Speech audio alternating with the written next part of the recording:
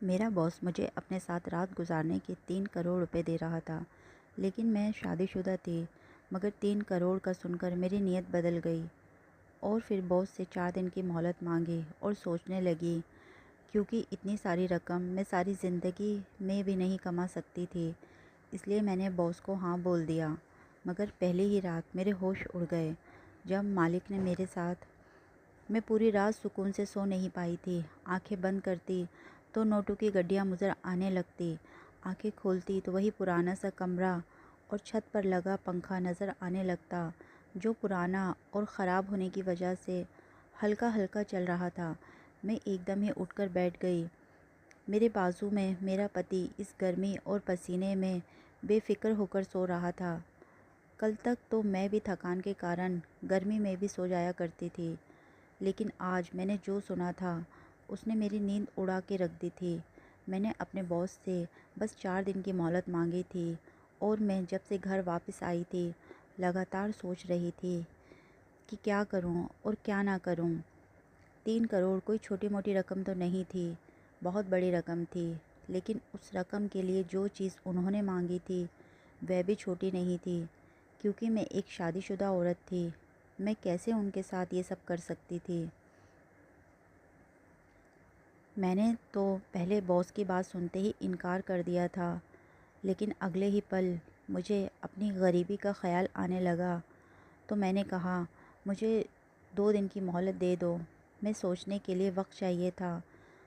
وہ کہنے لگے 2 دن سے زیادہ وقت نہیں دے سکتا، مجھے آپ 2 دن تک جواب دے دیجیے گا۔ میں نے ہاں میں سر ہلایا اور گھر لوٹ آئی۔ جب سے گھر واپس آئی تھی تب سے میرا سارا دھیان اپنے باس کی اسی بات پر تھا۔ میں ایک کمپنی میں نوکری کرتی تھی اور میں وہاں پر سپروائزر تھی۔ حالانکہ وہاں پہلے بھی 2 عورتیں سپروائزر کا کام کرتی تھیں، لیکن باس جتنا میرے ساتھ پیار سے پیش آتے تھے، باقی ورکرز کے ساتھ ان کا رویہ ایسا نہ تھا۔ وہ باقی سب سے غصے سے بات کرتے تھے۔ میں پچھلے 8 مہینے سے جاب کر رہی تھی اور اس مہینے میں باس جتنی مہربانیاں مجھ پر کر چکا تھا، میرے ساتھ ساتھ آفس کے باقی لوگ بھی حیران تھے۔ باقی عورتیں مجھ سے یہ کہنے لگی تھیں کہ ہم اس آفس میں پچھلے 2 سال سے کام کر رہے ہیں، لیکن باس نے ہماری تنخواہ آج تک نہیں بڑھائی ہے، اور تمہیں نوکری کرتے ہوئے ابھی کچھ ہی مہینے ہوئے ہیں اور تمہاری تنخواہ بھی بڑھا دی گئی ہے، تمہیں بونس بھی دے دیا گیا ہے، ایسا بھی تم کیا کام کرتی ہو؟ مجھے خود باس کی یہ نرمی کی وجہ سمجھ میں نہیں آ رہی تھی۔ ایک عورت کہنے لگی، باس اس لڑکی کی خوبصورتی پر فدا ہیں، اس لیے اس پر مہربانیاں ہو رہی ہیں، ورنہ اس لڑکی میں دوسری کوئی خوبی نہیں ہے۔ یہ بات سن کر مجھے اس پر غصہ آنے لگا۔ میں نے کہا، زبان سنبھال کر بات کرو۔ اگر باس مجھے تم لوگوں کے اوپر رکھ رہے ہیں تو جا کر انہی سے پوچھو، مجھ پر الزام لگانے کی ضرورت نہیں ہے۔ میں چلا کر بولی تھی تو بہت سے اسٹاف کے لوگ جمع ہو گئے تھے۔ عورتیں بھی مجھ سے لڑنے لگی تھیں۔ بات باس تک پہنچ چکی تھی۔ جب باس وجہ پوچھنے لگے تو میں نے بنا شرم کے ساری بات باس کو بتا دی، جو عورتیں ان کے بارے میں کہہ رہی تھیں۔ سب کچھ ان کے سامنے بتا دیا تو باس کی نظر سب عورتوں پر تھی اور وہ عورتیں باس کو دیکھ کر شرمندہ ہو چکی تھیں۔ باس نے کہا کہ اس کمپنی کا مالک میں ہوں، میری مرضی، میں جس کی چاہے تنخواہ بڑھا سکتا ہوں۔ آپ لوگ کون ہوتے ہیں کسی کے بارے میں الٹا سیدھا بولنے والے؟ باس کے غصے پر سب عورتوں کی بولتی بند ہو گئی تھی۔ باس نے کہا، آئندہ کسی نے اس طرح کی باتیں کرنے کی کوشش کی تو میں اسے نوکری سے نکال دوں گا۔ تب میں نے سوچا، باس کتنے اچھے انسان ہیں، مجھے اس بات کا سکون مل گیا تھا۔ لیکن شاید یہ میری غلط سوچ تھی۔ کچھ مہینے بعد ہی جب حقیقت میرے سامنے آئی تو میں حیران رہ گئی تھی۔ ایک دن باس نے مجھ سے کہا کہ کمپنی بند ہونے کے بعد میں آفس میں ہی رہوں، مجھے تم سے بہت ضروری بات کرنی ہے۔ یہ سن کر مجھے حیرت ہوئی تھی، جب سبھی لوگ کام ختم ہونے کے بعد یہاں نہیں رکتے تو میں کیوں رکتی، اور وہ بھی اکیلی، کیونکہ ان کا یہ حکم صرف میرے لیے تھا۔ چھٹی کے بعد عورتیں جا چکی تھیں، لیکن باس بڑے سکون سے اپنے آفس کے کیبن میں بیٹھے تھے۔ میں نے ذرا سا دروازہ کھولا تاکہ ان سے کہوں کہ جو کام ہے مجھے بتا دیں، ورنہ مجھے بھی چھٹی دے دیں۔ میری دستک پر باس نے مجھے اندر آنے کی اجازت دے دی، لیکن میں اندر نہیں گئی۔ میں نے کہا مالک آپ کو جو کہنا ہے یہیں سے کہیے۔ تو وہ کہنے لگے اس طرح بات نہیں ہو سکتی، آپ اندر آ کر یہاں بیٹھو میرے سامنے، مجھے آپ سے بہت ضروری بات کرنی ہے۔ میں نے اپنی کلائی پر اپنی گھڑی کی طرف دیکھا اور پھر گہری سانس لی اور پھر کیبن کے اندر آ کر چیئر پر بیٹھ گئی۔ لیکن حیرت مجھے اس وقت ہوئی جب مالک نے مجھ سے کوئی بات نہیں کی، بلکہ وہ تو مجھے بڑے غور سے دیکھ رہے تھے اور ساتھ ساتھ مسکرا بھی رہے تھے۔ باس کی نظروں سے میں کچھ عجیب سی سوچ کا شکار ہونے لگی تھی۔ اس کے بعد جو کچھ انہوں نے مجھ سے کہا میں تو حیران رہ گئی۔ وہ کہنے لگے کہ آپ واقعی بہت خوبصورت ہیں، آپ کو دیکھ کر تو میں خوش ہو جاتا ہوں۔ باس کی بات سن کر میں نے انہیں بڑے خطرناک غصے سے دیکھا تھا۔ وہ شرمندہ ہونے کی بجائے مسکرانے لگے۔ میں نے کہا آپ کو شرم نہیں آتی مجھ سے اس طرح کی باتیں کرتے ہوئے؟ میں نے بھی کہہ دیا کہ مجھے آپ کی نوکری نہیں کرنی ہے۔ ویسے بھی میں اتنی دیر تک یہاں آپ کی فضول باتیں نہیں سن سکتی۔ میرا پتی گھر پر پہنچ گیا ہوگا اور میرا انتظار کر رہا ہوگا۔ میرے منہ سے یہ سن کر میرے مالک نے مجھے حیرت سے دیکھا تھا۔ وہ کہنے لگے کہ آپ شادی شدہ ہیں؟ میں نے کہا جی ہاں۔ میں نے دیکھا کہ یہ سن کر میرے باس کے چہرے پر عجیب سی خاموشی چھا گئی تھی، لیکن کچھ دیر بعد وہ پوچھنے لگے کہ اگر آپ کا پتی ہے اور جاب کرتا ہے تو پھر آپ نوکری کیوں کر رہی ہیں؟ میں نے کہا کہ میرے پتی کی انکم بہت کم ہے، اس لیے میں اپنے پتی کی مدد کرتی ہوں اور نوکری کر رہی ہوں۔ ہم دونوں کماتے ہیں تبھی ہمارا گھر چلتا ہے۔ میری بات سن کر وہ بولے ٹھیک ہے، آپ جا سکتی ہیں، اور اگر آپ کو میری کوئی بات بری لگی ہو تو میں اس کے لیے معافی مانگتا ہوں۔ آپ کل سے ڈیوٹی پر آ جانا۔ وہ کافی اداس بھرے انداز سے کہہ رہے تھے۔ میں اٹھ کر ان کے آفس سے باہر چلی گئی۔ میرا پتی بھی نوکری کرتا تھا اور میں بھی۔ ہماری شادی کو 1 سال ہو گیا تھا، لیکن ہماری ابھی تک کوئی اولاد نہیں تھی، اور ابھی ہم اولاد کرنا چاہتے بھی نہیں تھے کیونکہ ہمارے حالات اس بات کی اجازت نہیں دے رہے تھے۔ ہم چاہتے تھے کہ پہلے ہم دونوں محنت کر کے اپنا خود کا گھر خرید لیں اور اپنی غریبی دور کر کے پھر ہم اولاد کے بارے میں سوچیں گے۔ اس معاملے میں ہم پتی پتنی ایک جیسی سوچ رکھتے تھے۔ کچھ دن تک تو باس بالکل خاموش رہے، لیکن کچھ دن بعد انہوں نے مجھ سے کہا کہ مجھے تم سے بہت ضروری بات کرنا چاہتی ہیں۔ میں نے کہا کہ آپ مجھ سے کیا بات کرنا چاہتے ہیں؟ تو وہ کہنے لگے کہ میں مجبور ہوں، اگر آپ میری مجبوری حل کر دیں گی تو میں آپ کی پریشانی دور کر سکتا ہوں۔ میں نے کہا کہ میں آپ کی بات کا مطلب نہیں سمجھی۔ پھر جو بات انہوں نے مجھے بتائی وہ سن کر میرا دماغ چکرا گیا تھا۔ انہوں نے کہا کہ وہ مجھے ابھی کے ابھی 3 کروڑ کی رقم دینے کو تیار ہیں، لیکن بدلے میں مجھے ان کی بات ماننی پڑے گی۔ لیکن وہ بات اتنی معمولی نہیں تھی جو میں مان جاتی۔ پہلے تو میں نے جھٹ سے منع کر دیا، لیکن انہوں نے مجھ سے کہا کہ میں سوچ کر جواب دوں۔ میں سوچ میں پڑ گئی کیونکہ یہ رقم بہت بڑی تھی اور میرے مسئلے کا حل بھی تھا۔ اس لیے میں نے 2 دن کی مہلت مانگی، اور پھر جیسے ہی میں اٹھ کر ان کے آفس سے باہر جانے لگی تو انہوں نے مجھ سے کہا کہ وہ 2 دن سے زیادہ کا ٹائم نہیں دے سکتے، میں انہیں 2 دن کے اندر اندر جواب دے دوں۔ مطلب یہ تھا کہ اب مجھے اپنے پتی سے بات کرنی تھی۔ اب تک ہم پتی پتنی ایک دوسرے کا ساتھ دے رہے تھے اور ایک دوسرے کو سمجھ کر اپنے حالات کو بہتر بنانے کے لیے دونوں ہی محنت کر رہے تھے۔ لیکن اب جو بات مجھے اپنے پتی سے کرنی تھی وہ چھوٹی نہیں تھی۔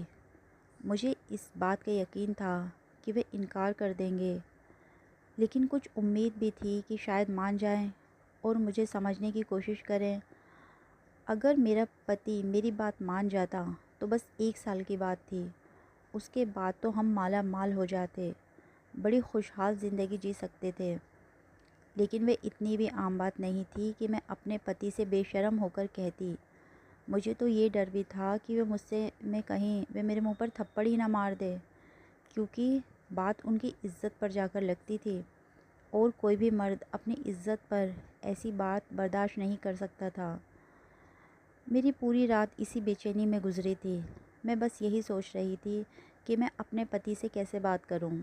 میرے پاس صرف 2 دن تھے جس میں مجھے اس بات کا فیصلہ کرنا تھا۔ ہمارے گھر کے اور ہمارے حالات اچھے نہیں تھے۔ ہم دونوں مل کر کام کرتے تھے، تب جا کر مہینہ گزرتا تھا۔ اس تنخواہ میں ہم کبھی بھی اپنا گھر نہیں بنا سکتے تھے۔ حالانکہ میں اسی وجہ سے جاب کرتی تھی تاکہ ہم پیسوں کو جمع کر کے خود کا گھر خرید لیں، لیکن میرے دماغ میں بس ایک ہی بات تھی۔ اس دن میں نے ان کی پسند کا کھانا بنایا، اسے دیکھ کر تو ان کے چہرے پر خوشی آ گئی تھی۔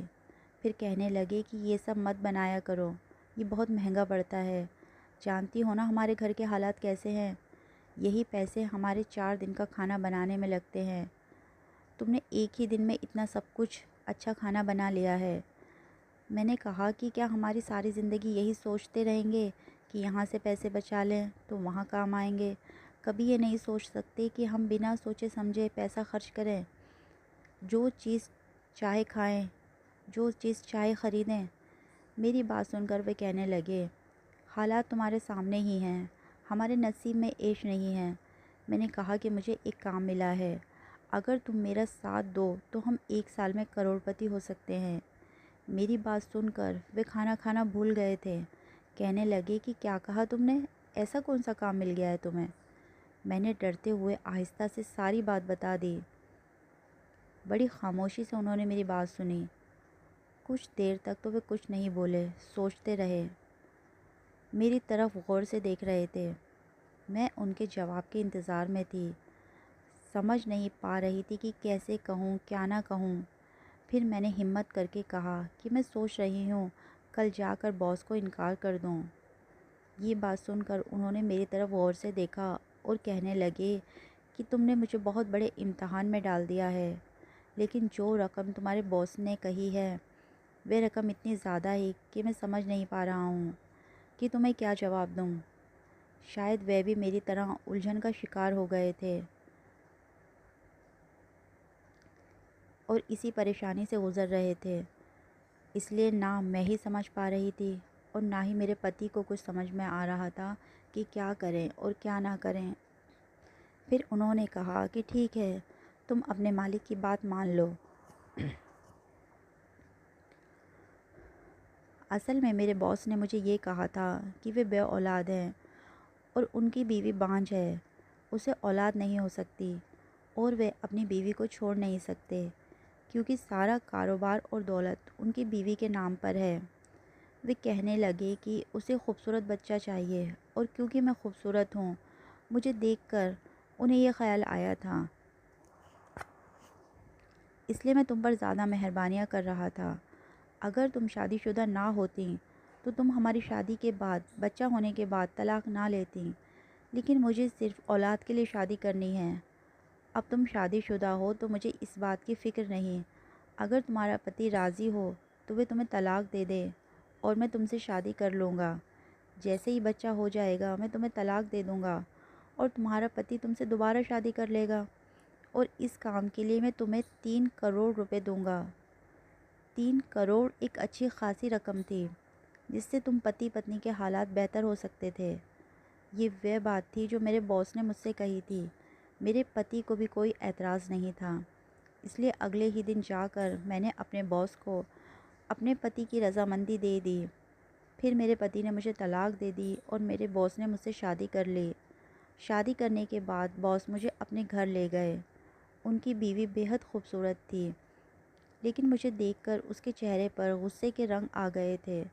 وہ مجھے مجبوراً برداشت کر رہی تھی، اور مجھے بھی مالک سے محبت نہ تھی، میرا مقصد صرف پیسوں کو وصول کرنا تھا۔ ابھی میری شادی کو 3 مہینے گزرے تھے کہ میں پریگننٹ ہو گئی۔ مجھے تو اس بات سے کوئی خوشی نہیں ہوئی تھی، کیونکہ یہ بس میری مجبوری تھی، پیار نہیں۔ مجھے صرف اپنے پتی سے ہی محبت تھی، لیکن باس بہت خوش تھے۔